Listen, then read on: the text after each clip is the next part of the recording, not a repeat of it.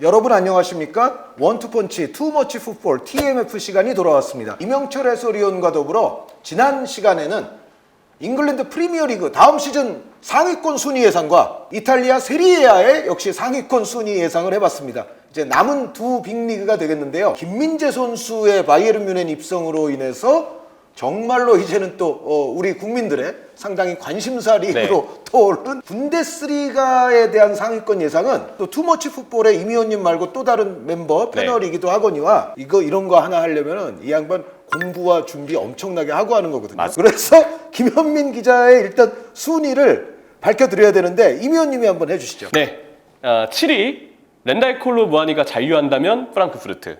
근데 렌달콜로 무아니가 떠난다면 볼프스부르크로 예상하셨습니다. 와, 7위부터 벌써 디테일이 있어요. 네, 전제 조건을 달았어요. 무아니는 지금 파리 생제르맹하고 링크가 있기 때문에 그렇죠. 혹시 정말 팀을 옮길 가능성이 좀 높게 점쳐지고 있는 상황이고요. 6위 프라이부르크, 5위 우니온 베를린, 4위 레버쿠젠. 레버쿠젠이 6위로부터 4위로 상승. 네, 그리고 3위 라이프치히, 2위 도르트문트, 1위 바이에른 뮌헨입니다. 에이 김현민 기자 뭐 별 볼 거 없네. 1, 2, 3위는 뭐 예상이 좀 너무 보이죠? 이 진부해 결과가 너무 다 안전빵 아니에요 이거? 여기서 좀 파격이 나와야 되는데. 알론소 감독이 이끄는 이제 레버쿠젠의 순위 상승만 조금 파격적일 수 있지 않을까. 네. 그 레버쿠젠에 대해서 어떻게 생각하세요? 영입을 잘했어요. 네. 그라니트 자카, 여기 이제 그리마에도, 호프만까지, 풀백, 미드필더진까지 해서 꽤 알짜배기 자원들이 보강이 되는데, 물론 이제 알론소 감독 팀에서도 크레그로서 꽤 역할을 해줬던 디아비 선수가 나간 거는 조금 아쉽기는 해요. 네, 그러니까 디아비 선수와 미첼 바커라는 야간 선수가 있는데 말씀해 주신 대로 그리말도, 자카, 호프만에다가 빅터 보니페이스라는 선수가 왔어요. 저는 이 선수 분데스리가에서 꽤 괜찮을 것 같거든요. 전체적으로 레버쿠젠을 4위에 김현민 기자가 놓으신 이유는 이명철 의원도 방금 말씀해 주셨지만 영입 잘한 거에 그래도 영향을 많이 받지 않았을까. 네.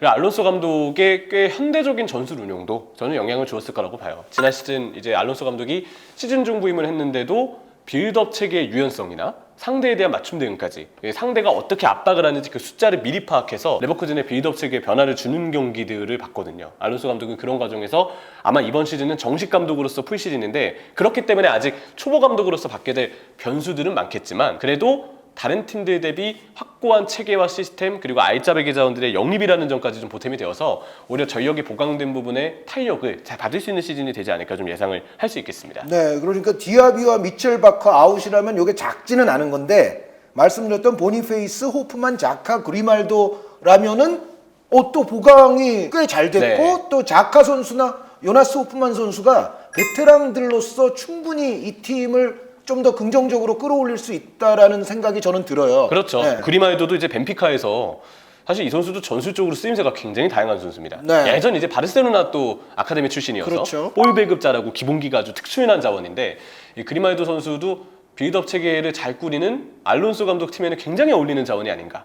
그런 부분에서 저는 이 선수도 좀 기대가 되는 영입인 것 같습니다. 그리고 이제 사비 알론소 감독 말씀을 또 해주셨는데, 그 사비 알론소가 그러니까 지도자로서 스램제를 이긴 거죠? 그렇죠. 아직은 좀 두고 봐야 되나요? 일단 스콜스는 먼저 기권을 했고 램파드도 지난 시즌에 이제 실패를 했고 제라드는 일단 지금 사우디로 가서 새로운 도전을 하고 있는데 일단 우리의 뭔가 메이저한 눈에 밖에 있기는 하죠. 어쨌든 제라드도 빌라에서 실패를 겪었습니다. 알론소는 일단 떠오르고 있죠. 이번 시즌까지 지난 시즌만큼의 좋은 기세와 성적을 유지하고 이어간다면 스램제 상대로 알론소가 이기는 겁니다. 네. 어쨌든 레버쿠젠은 중요한 선수들 일부가 나갔음에도 불구하고 우니온이나 프라이부르크보다 오히려 이제는 위로 올라갈 수 있는 조건이 구비가 됐다라는 생각을 해보고, 우니온 같은 경우는 정말 그 생소한 챔피언스 리그 무대를 올 시즌은 병행을 해야 돼요. 그게 우니온에게는 아마 작지 않은 어려움을 가져다 주지 않겠나. 그렇죠. 오히려 어떻게 보면 챔피언스 리그에 좀 더 비중을 두고 도전할 가능성도 있거든요. 그렇죠. 날이면 날마다 올 수 있는 기회가 아니기 때문에. 그러다 보면 아무래도 리그 순위가 그 이전보다 떨어질 가능성이 있고, 오히려 그때 리그에서 치고 올라오는 팀이 있다면 그때 순위가 역전될 여지도 있는데, 그게 딱 레버쿠젠과 우니온의 상황이 아닌가라고 생각을 하고 있습니다. 네, 레버쿠젠도 물론 유럽 클럽 대항전을 안 뛰는 거는 아니지만 그럼에도 불구하고 레버쿠젠은 뭐 유럽 클럽 대항전에 대한 경력 자체가 워낙에 또 풍부한 팀이기 때문에 챔피언스 리그를 생소하게 맞이하는 우니온 베를린에 비해서는 레버쿠젠이 분명히 좀 유리함이 있을 것 같고요. 바이언 도르트문트 라이프치히 순서인데 김현민 기자의 순서가 혹시 여기서 저는 김현민 기자가 저와 그 분데스리가 얘기를 할 때 라이프치히 굉장히 주목할 만한 클럽 이번에 영입 잘했다 뭐 이런 이야기를 많이 하셨거든요. 네. 근데 정작 도르트문트와 라이프치히의 순서를 바꿔놓지는 않으셨어요.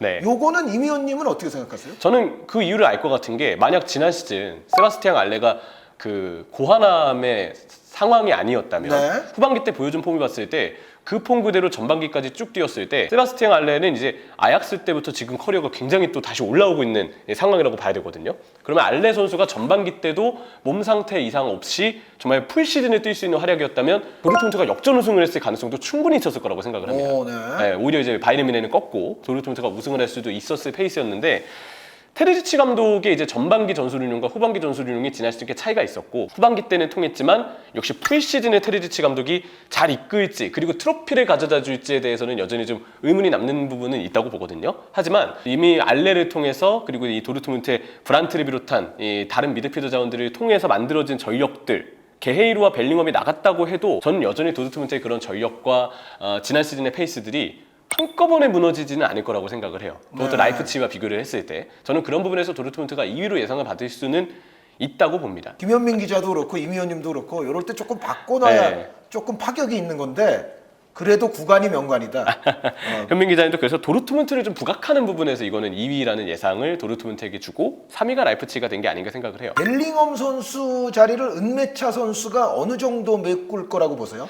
저는 물론 벨링엄이 가져다주는 창의성, 활동량 이런 부분들에 대한 어려움은 있겠지만 은메차 선수도 분데스리가에서의 활약은 저는 기대가 좀 되거든요. 벨링엄 선수의 공백은 있지만 시스템적으로 저는 충분히 은메차 선수를 활용해서 메울 수 있는 부분들이 있지 않을까. 물론 실전을 좀 두고 보긴 해야 되겠지만 뭐 개인적으로는 좀 기대하고 있는 부분이 아닌가 생각하고 있습니다. 어쨌든 도르트문트가 유지가 될 것이다라고 지금 보는 네. 거고요. 라이프치히는 뭐 다들 아시다시피 그바르디올, 은쿤쿠, 소보슬라이가 나갔으니까 어떻게 보면 팀의 기둥뿌리가 많이 나간 것 같은데 그런데 온 선수들이 만만치가 않습니다. 그러니까 지난번에 김현민 기자가 또 따로 네. 소개를 해주셨거든요. 오펜다 선수, 마움가르트너, 실수코, 사비 시몬스 선수 등등 다 만만치 않은 선수들이죠. 그렇죠. 네. 그리고 어떻게 보면 다들 이제 절정기로 또 치닫고 있는 또 절정기를 노리고 있는 선수들이기 때문에 막상 라이프치히의 어떤 팀 전통이나 스타일과 젊은 선수들이 잘 어울린다고 볼 수도 있지 않을까요? 오히려 이거 잘 되면 더 힘을 낼 수도 있는 거 아닙니까? 라이프치히가? 그렇죠. 근데 라이프치히도 그렇지만 도르트문트도 이탈자가 있고 도르트문트도 라이프치히처럼 그 이탈자를 메울 수 있는 영입이 좀 되어 있잖아요. 저는 그리고 분데스리가가 도르트문트와 라이프치히의 사례가 다 그렇듯이 타리그로 좋은 선수가 빠져나가도 그걸 단기간에 또 잘 메울 줄 아는 팀들이 분데스리가 팀들이라고 생각을 해요. 네. 스카우팅의 힘일 수도 있고 좋은 알짜배기 자원들이 영입돼서 그걸 융화시키는 지도자들의 역량일 수도 있는데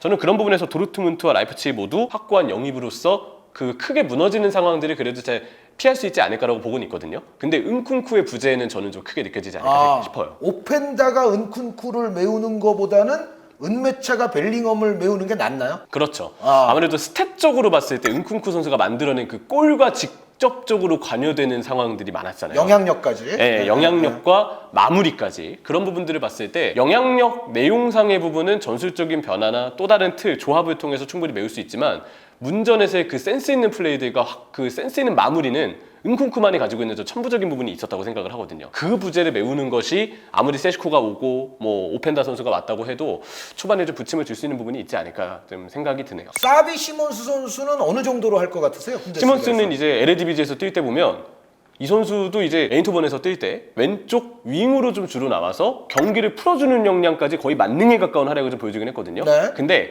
역시 LADBG와 빅리그의 차이는 일부 있을 거라고 좀 보고는 있어요. 그래도 시몬스 선수는 이 어린 자원을 잘 육성하고 코칭해주는 라이프치히로 간 게 선수 본인에게도 저는 되게 큰 도움이 좀 될 거라고 좀 보고 있고요. 이 선수도 운반이나 패스 주는 거 마무리까지 장점이 좀 많은 스타일이거든요. 당장 은쿤쿠의 그 큰 어떤 영향 범주 자체를 다 대체하는 거는 무리가 있지만 쓰임새는 분명 라이프치히에서 확고하게 가져다 줄 수 있는 선수다 정도로 좀 보고 있습니다. 그러면은 이제 결국은 이 두 팀이 나간 선수에 비해서 영입도 곧잘 한 셈이고 네. 그런데 결과적으로는 지난 시즌의 어떤 등급만큼 그 차이가 평행선처럼 결국은 그대로 그냥 유지되면서 간다. 그렇죠. 이렇게 정리하면 될까요? 두 팀 다 타이밍이 비슷해요. 그리고 네. 오히려 출혈의 머릿수 자체는 사실 라이프치히가 더 많은 편이라고 봐야 되기 때문에 그 부분에서 1, 2, 3위가 유지된다는 전제의 예상은 이번 여름에는 충분히 할 수 있는 예상이 아닌가 좀 보고 있습니다. 그런데 이제 우니온 베를린 프라이부르크의 경우에는 어쨌든 지난 시즌보다는 좀 하락이기는 해도 여전히 상위권을 유지할 거라는 게 김현민 기자의 예상이고요. 네. 여기에 대해서는 뭐 토를 달 실력이 안 되니까 그냥 넘어가겠습니다. 네. 그리고 이제 마지막으로 프랑크푸르트와 이제 볼프스부르크의 7위 경쟁을 이야기했는데 프랑크푸르트는 영입한 선수들을 보면은 컨셉이 있어요. 후보 라르손, 윌리안 파초, 디나 에빈베, 안스가 크나우프, 제식 은간캄 이런 선수들이 19살에서 22살 사이의 연령에 다 있습니다. 프랑크푸르트는 확고하게 이제 그 젊은 선수들에게 좀 기대를 걸고 있는 것 같고 볼프스부르크도 모리츠 옌츠나 호제리우, 바출라프 체르니 뭐 이런 선수들이 왔는데 판더펜 선수가 이제 토트넘으로 가죠. 그렇죠. 유력합니다. 왜냐면 샤우타르전을 보러 왔죠. 그러면은 프랑크푸르트가 어쨌든 김현민 기자는 콜로무아니 선수가 이탈하면 볼프스부르크가 프랑크푸르트를 잡을 수 있다. 그런데 콜로무아니가 그대로 있으면 7위는 프랑크푸르트다라고 지금 김현민 기자가 예측을 하셨는데 네. 그렇죠. 콜로무아니 선수가 빠져나간 것과 뭐 예를 들어 반더벤 선수가 빠져나간 거 비교하면 그 콜로무아니 효과가 더 크다고 봐야 되겠죠? 그렇죠. 렌달 콜로무아니는 직접적으로 골과 영향력을 다 가져다 줬던 선수고 무엇보다 물론 렌달 콜로무아니도 사실 결정력은 생각보다 기회가 왔던 것에 비하면은 프랑크푸르트에서 보여준 보면 좀 아쉬운 경기들도 있었어요. 하지만 이 선수가 가져다준 전방에서의 영향력을 무시할 수는 없을 것 같습니다. 그리고 무엇보다 프랑크푸르트가 이제 글라스너 감독이 있으면서 전통적으로 압박에 대한 그 전술적인 준비, 적극성 이런 부분들이 잘 돼 있는데 어린 자원들이 왔다는 점은 딱 보아도 에너지 레벨 높은 전술을 구사하기에 탁월한 선수들이기 때문에 동시에 보강을 된 부분이 있다고 보거든요. 근데 아무래도 이 팀의 스타일상 그런 압박에 대한 부분들이 조직적이지 않을 경우에는 꽤 많은 위험 요소를 오히려 좀 내포하고 있는 부분이 있다고 봐서 순위에 있어서의 상승을 가져다 주기에는 우니온 베를린이나 프라이부르크보다는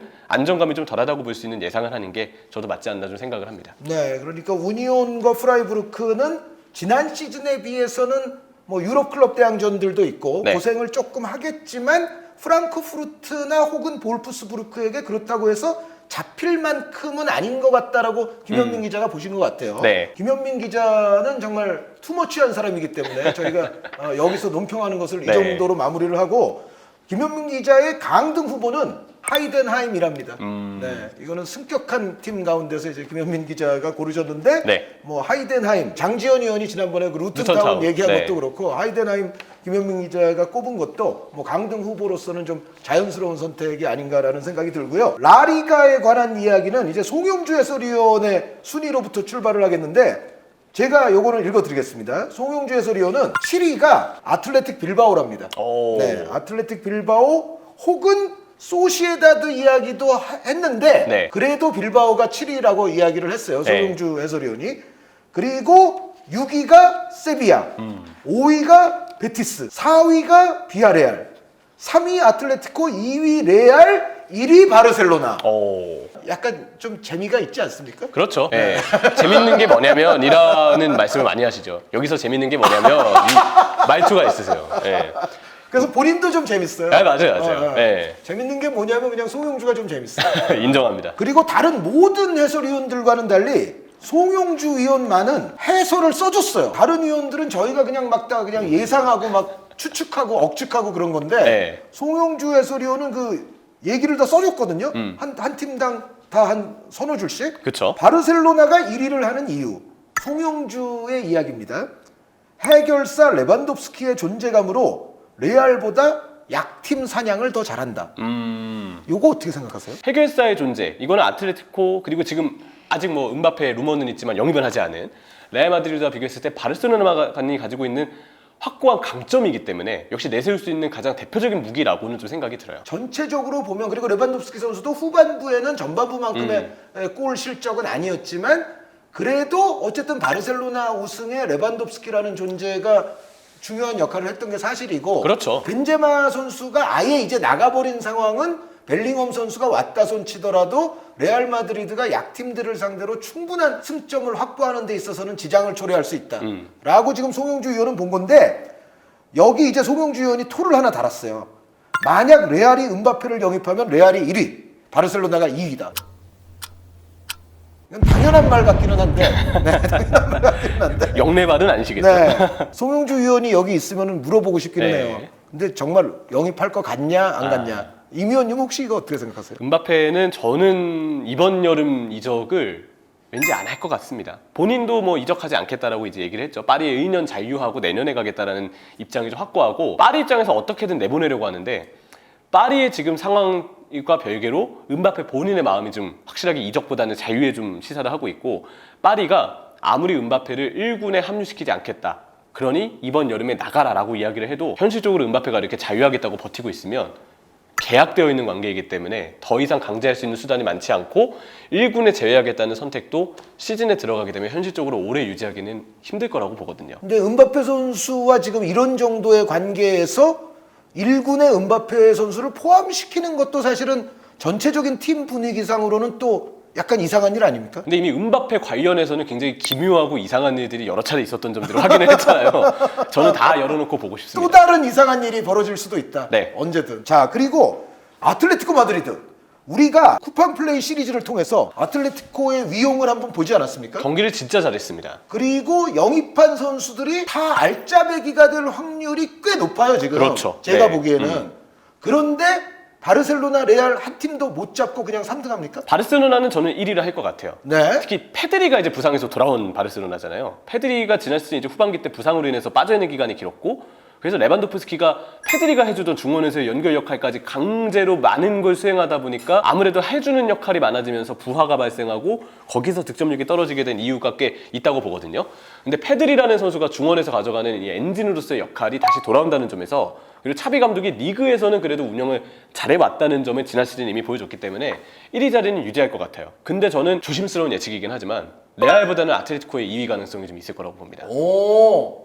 음바페 없는 레알이죠? 아, 그렇죠. 음바페 없는 레알. 근데 음바페가 있어도 레알 마드리드가 그보다 1위로 올라가기는 쉽지 않을 거라고 보는데 2위는 가능하겠지만, 오. 풀백 보강을 레알 마드리드가, 물론 왼쪽에 프란 가르시아는 굉장히 훌륭한 선수고 이미 프리시즌에도 폼을 잘 보여줬거든요. 근데 오른쪽이 문제예요. 오른쪽에 카르발은 너무나도 신체 능력이 떨어져서 이제 중요 경기에서 활약을 해주는 까르발의 모습 자체를 기대하기에도 굉장히 좀 어려워진 시기가 좀 되었다고 보이고, 바스케스 선수도 뭐 뛸 수는 있지만 그래도 지금 레알 마드리드가 너무 오랜 시간 가지고 있는 풀백에 대한 고민거리를 덜어줄 선수, 뭔가 해결해줄 선수로는 보기가 힘들거든요. 그런 점들을 봤을 때 프란 가르시아의 영입 하나만으로 왼쪽을 살아날 수 있지만 오른쪽 풀백에 대한 문제점은 있고, 최전방 공격수가 지금 음바페가 만약에 보강되지 않는다고 본다면 호셀루 선수 아니면 뭐 가짜 9번 전술까지도 생각을 해야 되는데, 여러 가지로 레알 마드리드에게는 지금 공격진의 무게감이 확실히 지난 시즌보다는 벤제마의 이탈, 또 여러 가지 상황들을 보면 개인적으로는 레알 마드리드가 지금 스쿼드 자체가 좀 불균형으로 이루어져 있는 부분들이 전 있다고 생각을 합니다. 그리고 레알 마드리드는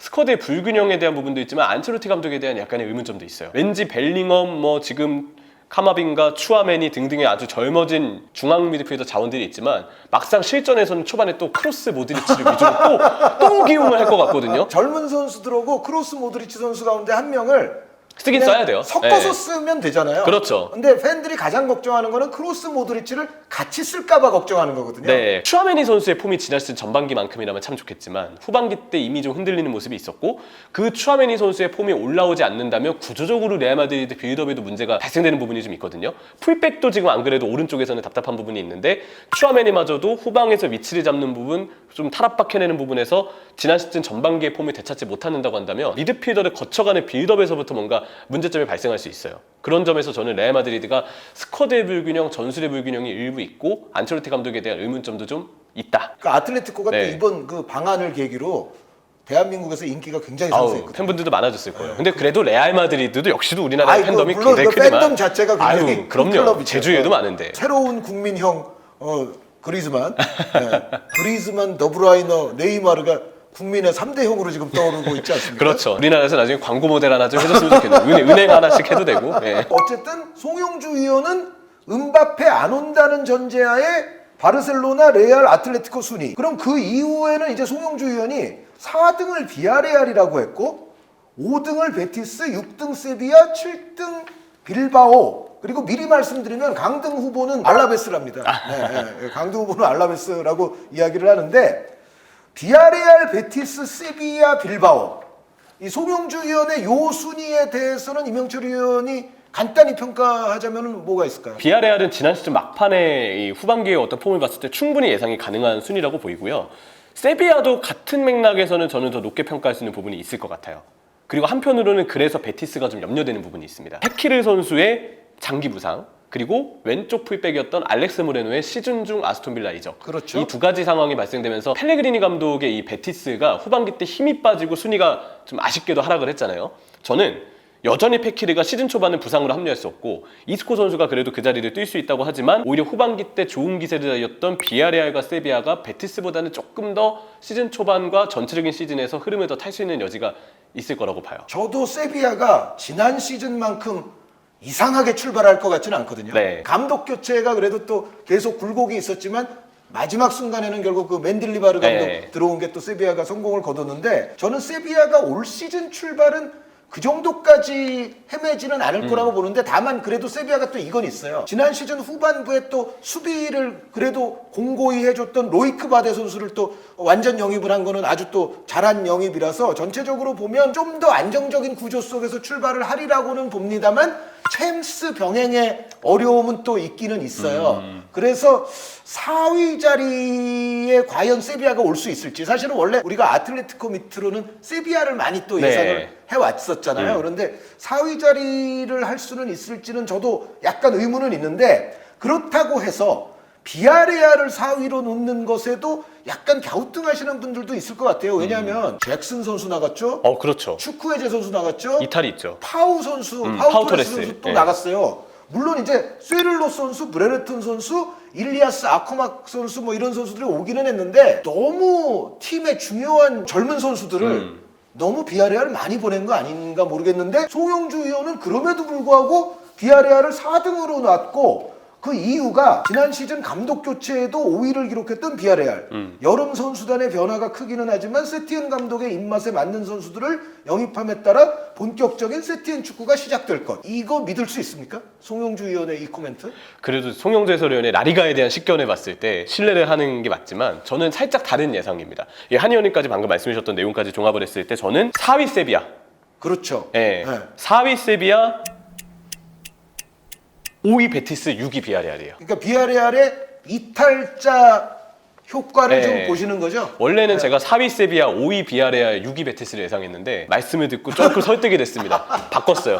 5위 베티스, 6위 비아레알. 그런데 베티스는 아까도 임 의원님도 말씀하셨지만 페키르 선수의 건강 상태가 일단 시즌 네. 초반에 염려가 되고 카날레스 선수가 또 나갔거든요. 그렇죠. 그리고 이제 영입된 선수들은 뭐 지난 시즌에도 좀 있었지만 아요세 선수랄지 뭐 이스코, 마르크 로카, 베이에린, 바르트라 이런 선수들인데 네.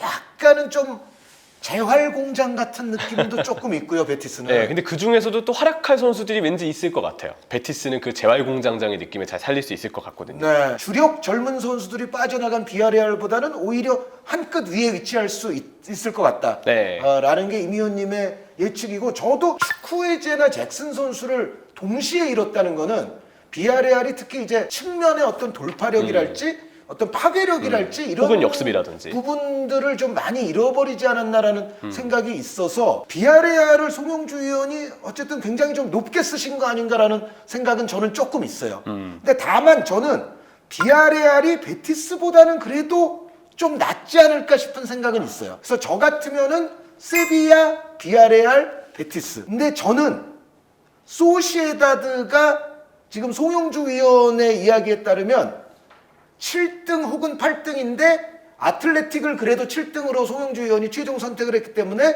소시에다드를 아마 8등으로 보신 것 같은데 네. 저는 지금 말씀드렸던 그 4, 5, 6, 7등의 이 아주 복잡한 구도 있잖아요.